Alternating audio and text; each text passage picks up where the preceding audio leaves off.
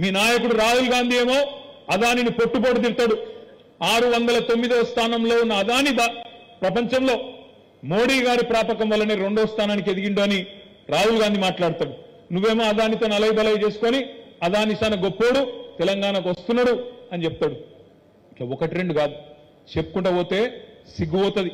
గన్ని దిక్కుమాలిన పనులు చేసిన ఈ రేవంత్ రెడ్డి ప్రభుత్వం 90 రోజుల్లోనే ఇవాళ ప్రజాభిమానాన్ని కోల్పోయి ఇవాళ ప్రజల్లో పల్సన్ అయ్యింది. నేను ఆయన మాట్లాడుతుంటే గమ్మత్ అనిపించింది నాకు. ఆయన అంటాడు కాలం మంచిగా కాలేదు, కరువు వస్తున్నది, కాబట్టి అందరం కలిసి ఎదుర్కొందామంట. నేను మిత్రులందరూ దయచేసి జాగ్రత్తగా వినాలని విజ్ఞప్తి చేస్తా ఉన్నా. ఇది కాలం తెచ్చిన కరువు కాదు, ఇది కాంగ్రెస్ తెచ్చిన కరువు అనే మాట నేను మీకు విజ్ఞప్తి చేస్తా ఉన్నా. కాలం తెచ్చిన కరువు కానే కాదు, ఇది కాంగ్రెస్ తెచ్చిన కరువు. ఎట్లా అంటారా, ఒక్కసారి దయచేసి ఆలోచన చేయండి. మన నాయకుడు పెద్దలు కేసీఆర్ గారికి తెలంగాణలోని భౌగోళిక పరిస్థితుల పట్ల, ఇక్కడి వాతావరణ పరిస్థితుల పట్ల, ఇక్కడ రైతుల దుస్థితి పట్ల సంపూర్ణమైన ఆలోచన అవగాహన ఉంది కాబట్టి ఆయన పూర్తి స్థాయి ఏకాగ్రతతో మొదటి 10 ఏళ్లు తెలంగాణలో నీళ్లు ఇవ్వాలి అనే తపనతోని కమిట్మెంట్తో పనిచేసిండు. తెలంగాణ ఎట్లుంటదంటే ఒక్క నిమిషం మీరు అర్థం చేసుకుంటే చెప్తున్నా. ఇట్లా ఒక గుడిసె లెక్క ఉంటుంది తెలంగాణ. భౌగోళికంగా చూస్తే ఒక గుడిసె లెక్క ఉంటుంది. ఇట్లా ఒక దిక్కేమో కిందికి గోదావరి నది వారుతుంటది, ఇంకో దిక్కు కృష్ణా నది వారుతుంటది. గోదావరి ఏమో సముద్రానికి 80 మీటర్ల మీద ఉంటుంది, కృష్ణా నది ఏమో సముద్రానికి 100-110 మీటర్ల మీద ఉంటుంది. మన తెలంగాణ ఇప్పుడు మన కరీంనగర్ పట్టణం దగ్గర 300 మీటర్ల పైన ఉంటుంది. హైదరాబాద్ 535 మీటర్ల మీద ఉంటుంది. ఇట్లుంటది తెలంగాణ, ఇట్లా గుడిసె లెక్క. మరి నీళ్లు కిందున్న నీళ్లు పైకి తేవాలి, కరీంనగర్ నీళ్లు తేవాలి, చొప్పదండికి నీళ్లు తీసుకురావాలి, హుస్నాబాద్ హుజురాబాద్ సిరిసిల్లకు, వేములవాడకు, సిద్దిపేటకు నీళ్లు తేవాలంటే నీళ్లు పైకి తీసుకొచ్చుడు, గుంజుకొచ్చుడు, బోర్లు ఎట్లయితే వేస్తామో భూగర్భంలో ఉండే నీళ్లను గుంజతందుకు పైకి గుంజతందుకు బోరింగ్లు ఎట్లయితే వేస్తామో గట్లనే లిఫ్ట్ పెట్టి ఆడికెళ్ళి నీళ్లు తీసుకురావాలి. అందుకే కేసీఆర్ గారు ఏం చేసిండు, మేడిగడ్డ దగ్గర ఎక్కడనైతే 80 మీటర్ల కాడ గోదావరి నది ప్రవహిస్తుంటుందో, ఎక్కడనైతే ఎర్రటి ఎండాకాలంలో కూడా మే నెలలో కూడా రోజుకు 100 టీఎంసీల నీళ్లు, 100,000 క్యూసెక్ల నీళ్లు కిందికి సముద్రంలోకి వృధాగా పోతున్నాయో, వేస్ట్ గా పోతున్నాయో అవి అక్కడ బ్యారేజ్ కట్టి ఆడికెళ్ళి నీళ్లు కట్టి ఆడికెళ్ళి దశల వారీగా మేడిగడ్డ నుంచి అన్నారం నుంచి సుందిల్లా, ఆడికెళ్ళి ఎల్లంపల్లికి వెళ్ళి మిడ్మానేరు మీదికెళ్ళి ఒక దిక్కు మలకపేట, ఇంకో దిక్కు గౌరవెల్లి, ఇంకో దిక్కు అన్నపూర్ణ, ఆ పైకి రంగనాయక సాగరు, ఆ పైకి మల్లన్న సాగరు, ఆ మీదికి కొండపోచమ్మ సాగర్. 80 మీటర్ల నుంచి కొండపోచమ్మ సాగరు గజ్వేల్ దగ్గర ఏదైతే ఉన్నదో 618 మీటర్ల మీద ఉంటుంది. అది ఒక ఆడికి నీళ్లు తీసుకొచ్చే అద్భుతమైన ప్రాజెక్టు కాళేశ్వరం అనే ప్రాజెక్టు. ప్రపంచంలోనే అతి పెద్దదైన ప్రాజెక్టు కాళేశ్వరం లిఫ్ట్ ఇరిగేషన్ లో. అంటే ఈ పిచ్చోళ్ళకి అది తెలియదు, బండి సంజయ్కి తెలియదు, రేవంత్ రెడ్డికి తెలియదు. వాళ్ళు మాట్లాడితే మేడిగడ్డ అంటారు. మేడిగడ్డ అనేది మొత్తం కాళేశ్వరం ప్రాజెక్టులో ఉండే 100 భాగాల్లో ఒకటి మేడిగడ్డ. ఆ మేడిగడ్డలో కూడా మనం మేము పోయి చూసి వచ్చినాం. మొత్తం బ్యారేజ్ పొడవు 1.6 కిలోమీటర్లు, 1600 మీటర్లు, 85 పిల్లర్లు ఉన్నాయి అందులో. ఆ 85 పిల్లర్లల్లా ఒక పిల్లర్కు బాగా డ్యామేజ్ అయింది, ఇంకో 2 పిల్లర్లు పక్కవి కూడా దెబ్బతిన్నాయి. ఒక నిమిషం మీరు దయచేసి జాగ్రత్తగా ఆలోచించండి. 100 భాగాలు ఉండే కాళేశ్వరం ప్రాజెక్టులో ఒక్క భాగం మేడిగడ్డ. ఆ మేడిగడ్డలో కూడా 85 పిల్లర్లుంటే 3 పిల్లర్లు దెబ్బతిన్నాయి అనుకో, దాన్ని రిపేర్ చేయొద్దా? రాగానే ప్రభుత్వం ఏం చేయాలి?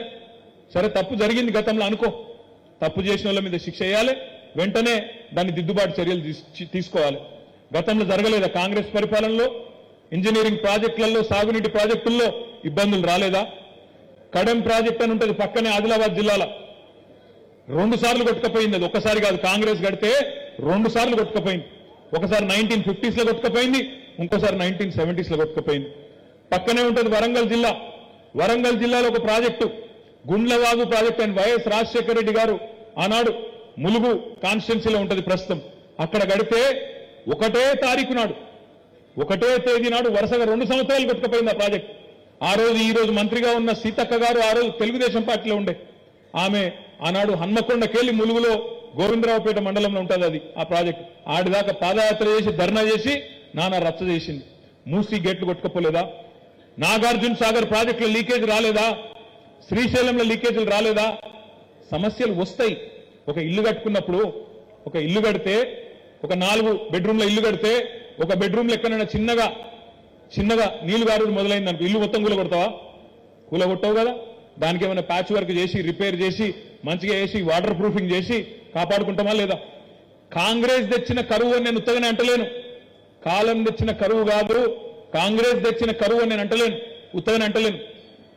ఎందుకంటే కేసీఆర్ గారు ఎంతో ముందు చూపుతోనే గతంలో ఎన్నో సంవత్సరాలు వరుస కరువు చూసినాం కాబట్టే ఆ దరిద్రం వల్ల మనకు రావద్దని ఆ దరిద్రం మీద కరువు మీద సంధించిన బ్రహ్మాస్త్రమే కాళేశ్వరం ప్రాజెక్టు అనే మాట నేను మీకు విజ్ఞప్తి చేస్తా ఉన్నా.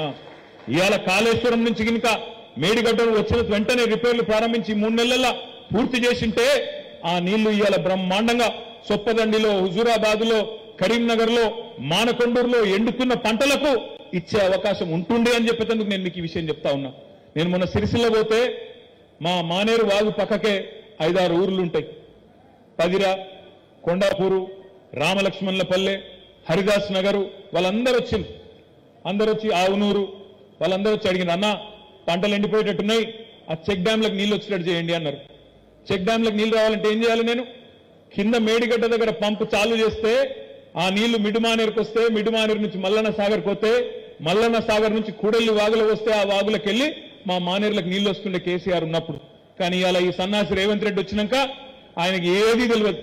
కాళేశ్వరం ఏందో తెలియదు, మేడిగడ్డ ఏందో తెలియదు, మల్లన్న సాగర్ తెలియదు, చెరువులు నింపుడు తెలియదు, వాగులలో నీళ్లు పోసుడు తెలియదు, రైతుల పంటలు కాపాడు అంతకంటే తెలియదు. ఎవడో రాసిచ్చిడినో చదివిండు, కరువు వచ్చింది కాబట్టి రేపు రాబోయే రోజుల్లో గోస అవుతుంది తయారు కాండ్రి అంటున్నా. అందుకే నేను అంటున్నా, ఇది కాలం తెచ్చిన కరువు కానే కాదు.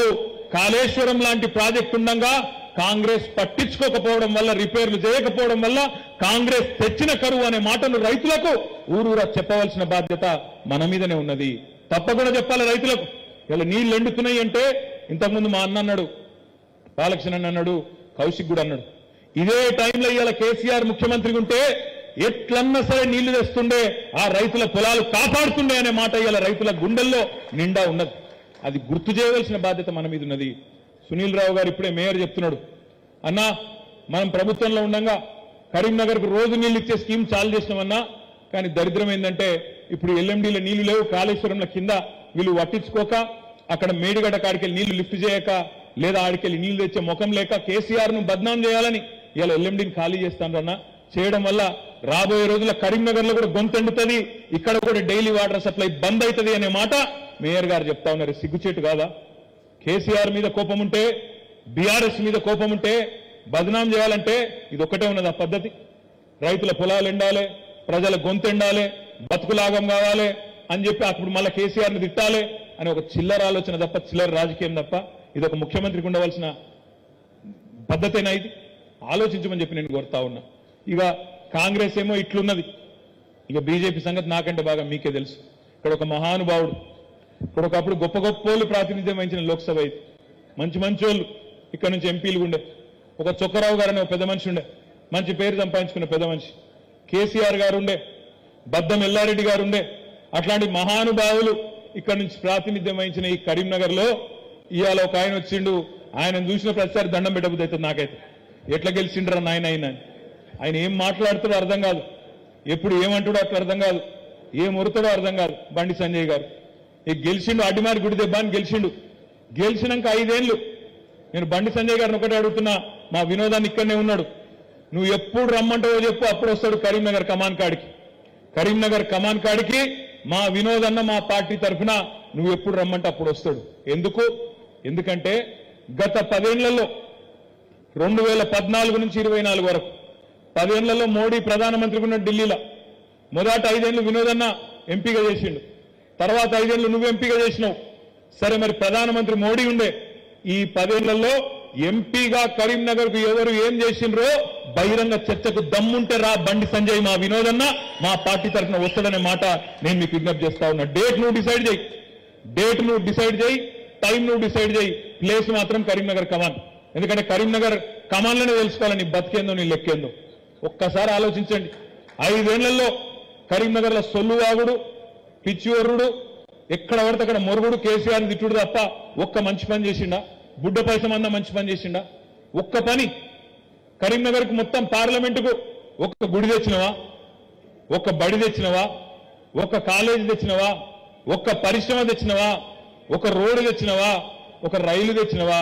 మరి ఎందుకు ఎంపీకనికి నువ్వు ఎంపీగా ఉండాలని నేను అడుగుతా ఉన్నా. ఇయ్యాల ఎందుకు వేయాలని నీకు ఓట్లని నేను అడుగుతున్నా. మాట్లాడితే సొల్లు పురాణం, తెల్లారు లేస్తే నోటికి వచ్చిన మాటలు, ఇష్టం వచ్చిన బూతులు, ఎటు పడతాడు సైకో లెక్క ఒర్రుడు తప్ప నువ్వు చేసింది ఏంది అని నన్ను అడుగుతున్నా. ఒక్క పని నేను ఇవాళ మళ్ళొక్కసారి బండి సంజయ్ని అడుగుతున్నా. రమ్మంటే రేపు కమలాకర్ అన్న వస్తాడు, లేదా వినోదాన్ని వస్తాడు. మేము కావాలంటే నీకు చూపెడతాం. 10 ఏళ్లలో టీఆర్ఎస్ ప్రభుత్వం, బీఆర్ఎస్ ప్రభుత్వం ఏం చేసింది అభివృద్ధి, ఎక్కడెక్కడ ఏం కట్టినాం, రోడ్లు ఏం కట్టినాం, బిల్డింగ్లు ఏం కట్టినాం, స్కూళ్ళు ఏం కట్టినాం, మెడికల్ కాలేజీలు ఏం కట్టినాం, ఎక్కడ సస్పెన్షన్ బ్రిడ్జ్లు కట్టినాం, ఎక్కడ రివర్ ఫ్రంట్ కట్టినాం, ఎక్కడ గుడి కట్టినాం, తిరుమల తిరుపతి అద్భుతమైన వెంకటేశ్వర స్వామి ఆలయం కూడా ఎక్కడ కడుతున్నామో మేము తీసుకుపోయి నీకు చూపెడతాం. నువ్వు చేసిన ఒక్క పని చెప్పు. ఈ పని నేను చేసిన అచ్చంగా మోడీని పట్టుకో